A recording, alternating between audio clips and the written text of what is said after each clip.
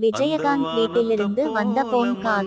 விளக்கிய பிரேமலதா. தழுதழுத்த குரலில் விவரித்த ராதாரவி.